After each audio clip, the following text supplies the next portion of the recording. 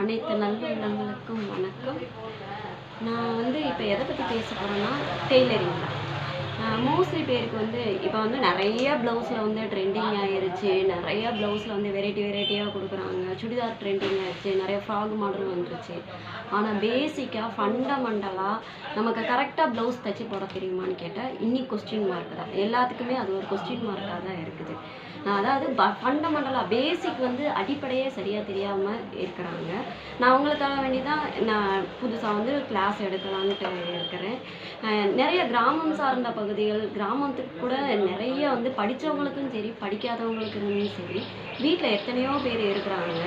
என்னால் வந்து ஒரு வேலைக்கு போக முடியல, குழந்தைய பார்த்துட்டு வேலை செய்ய முடியல, ஃபேமிலியில் ஹவுஸ் ஒய்ஃபாக இருக்கிறேன், அந்த மாதிரி இருக்கிறவங்களுக்கு தான் இந்த கிளாஸ் வந்து நான் எடுக்கலான்னு இருக்கிறேன். யூடியூப் மூலமாக எனக்கு தெரிஞ்ச விஷயங்களை, அதாவது அடிப்படையான ப்ளவுஸ், சுடிதார், அடிப்படையான விஷயங்களை போட்டால் கரெக்டாக ஃபிட்டாக இருக்கணும். பெருசாக ஒன்றும் இதுக்கு ஒன்றும் பெருசாக ஒரு முதலெல்லாம் தேவையில்லைங்க. ஒரு மிஷினு, ஒரு டேப்பு, ஒரு கத்திரிக்கோள், இருக்கிறதுலே கம்மியான முதல்ல அதுதான். இதில் படித்தவங்களும் செய்யலாம், படிக்காதவங்களும் செய்யலாம். நம்ம நாலேஜை எப்படி வளர்த்துக்கிற போகிறோமோ அந்த அளவுக்கு வந்து டெய்லரிங்கில் வந்து நிறைய விஷயங்களை செய்யலாம்.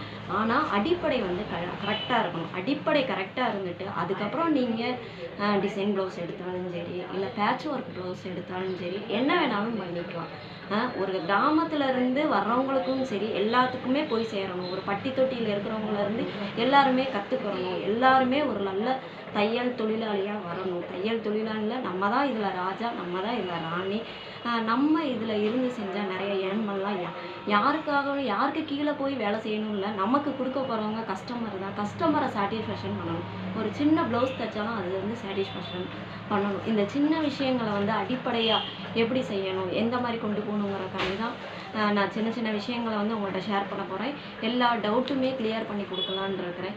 என் ப்ளவுஸில் வந்து நிறைய கரெக்ஷன் வருது. அந்த கரெக்ஷன்லாம் இல்லாமல் எப்படி பண்ணணும், எல்லா மெஷர்மெண்ட் அளவுப்படி எப்படி செய்யணுங்கிறது உங்களுக்கு புரிகிற மாதிரி நான் சொல்லித்தரலான் இருக்கிறேன்.